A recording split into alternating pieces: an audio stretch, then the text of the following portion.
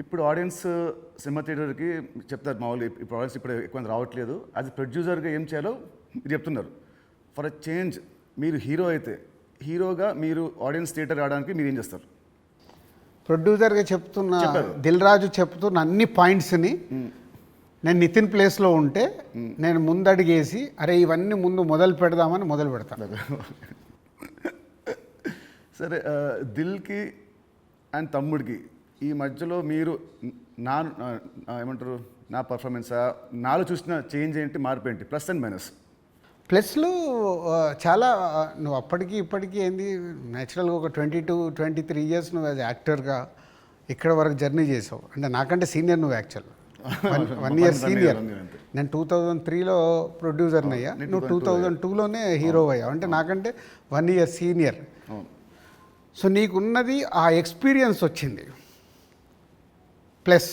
So ఆ ఎక్స్పీరియన్స్తో నేను ఎలా హ్యాండిల్ చేస్తున్నానో థింగ్స్ని హ్యాండిల్ చేయగల కెపాసిటీ వచ్చింది, మేనేజ్ చేయగలిగే కెపాసిటీ లేనిది. అంటే 23 సంవత్సరాలలో నువ్వు అంటే ఇప్పుడు ఒక దిల్ రాజుగా నేను నీకంటే జూనియర్ని 1 ఇయర్ని సాధించుకుంటూ ఒక టాప్లోకి వచ్చా. నితిన్ని నేను అలా ఊహించా. నేను దిల్ సినిమా చేస్తున్నప్పుడు, ఆర్యా సినిమా చేస్తున్నప్పుడు బన్నీని, దిల్ సినిమా చేస్తున్నప్పుడు నిన్ను, అంటే వీళ్ళు నాకు ఫ్యూచర్ స్టార్స్ అని ఊహించా. కానీ నువ్వు ఆ మార్క్ అచీవ్ చేయలేకపోయావు. నువ్వు కోల్పోయింది అదే అనేది నా ఫీలింగ్. ఇప్పుడు తమ్ముడితో నాకు మళ్ళీ వస్తుందనుకుంటారా ఆ పూర్వ వైభవం? తమ్ముడితో సక్సెస్ఫుల్ హీరోగా వస్తావు, కానీ ఇది సరిపోదు. ఎల్లమ్మతో కొట్టాలి. సో దిల్కి సీక్వెల్ చేసే ప్లాన్ ఏమైనా ఉందా? ఎందుకంటే అదొక మంచి బ్రాండ్ వాల్యూ. మళ్ళీ వినాయక్ గారితో నాతోని దిల్ పార్ట్ 2 అంటే అప్పుడు ఫాదర్ క్యారెక్టర్ నువ్వు వేయాలి, కొడుకు క్యారెక్టర్ నువ్వు వేయాలి. ఉంది కదా, ఇలాగ సినిమాలో ఉంది కదా, ఇచ్చాం కదా మనం లీడ్. కరెక్టే, సినిమాలో మనకు లీడ్ ఉంది. మన సినిమా లీడ్ ఉంటుంది, అది వేసుకొని లాస్ట్ సీన్ అదే ఉంటుంది. ప్రకాష్ రాజ్ గారిది ఫోటో మీదకి వెళ్ళి రివీల్ చేస్తే అలా చేయాలి అప్పుడు. అవును. సో ఇంకోటి, ఇప్పుడు మామూలుగా మిమ్మల్ని ఏం అడుగుతారు, ఇప్పుడున్న దిల్ రాజు పాత దిల్ రాజుకి ఏం చెప్తాడని అందరూ అడుగుతారు. నేను అడిగేదంటే అప్పుడున్న ఓన్లీ రాజు ఇప్పుడున్న దిల్ రాజుకి ఏం చెప్తాడు? అది 22 ఇయర్స్ జర్నీ. అంటే అంటే సినిమా అంటే దిల్ సినిమా నీకు మనకు అండర్ ప్రొడక్షన్లో ఉన్నప్పుడు, షూట్ జరుగుతున్నప్పుడు నీకు దుబాయ్లో సాంగ్ చేస్తుంటే సడన్గా బైక్ స్కిడ్ అయ్యి నీ కాలు పైన పడింది.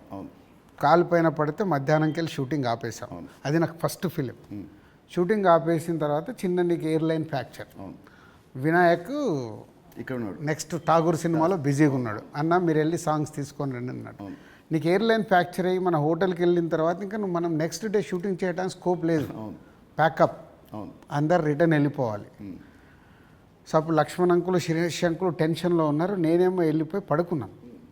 పడుకొని 4 o'clock లేసేసి శంకర్ మాస్టర్ డోర్ కొట్టి, మాస్టర్ రేపు నైట్ వెళ్ళిపోవాలి, నీకు ఇప్పుడు 2 పాటలలో ఏమేమి బ్యాలెన్స్ ఉన్నాయో ఒక్కసారి లిస్ట్ రాయని 6 గంటల వరకు కూర్చొని ఆయనతో రాపిచ్చి, ఇవి నితిన్ కాలు కింద పెట్టకుండా నువ్వు ఎలా మేనేజ్ చేయగలుగుతావు అంటే శంకరు, నేను మళ్ళీ డిఓపిని పిలుచుకొని మేము కూర్చొని డిజైన్ చేసాం. డిజైన్ చేసి మీకు చెప్తే మీరు అందరూ ఏంటి షూటింగ్ ఉందా, ఎలా చేస్తారు అంటే ఇలా చేయబోతున్నాం, విల్ ఫినిష్ నెక్స్ట్ 2 days అని నీ కాలు కింద పెట్టనివ్వకుండా 2 రోజులు షూటింగ్ చేయించా. కూర్చొని స్టాండింగ్. అంటే నా మొదటి సినిమా, నాకు ఆ సిచ్యువేషన్ అలాంటిది. ఆ రోజు 2 రోజులు షూటింగ్ ఆగకుండా చేసుకొని వచ్చి రిలీజ్కి ముందు మళ్ళీ ఆర్ఎఫ్సికి వెళ్ళి ఆ బ్యాలెన్స్ షాట్లని 2 పాటలు తీసి మ్యాచ్ చేశాం. అంటే అది నా ప్యాషన్.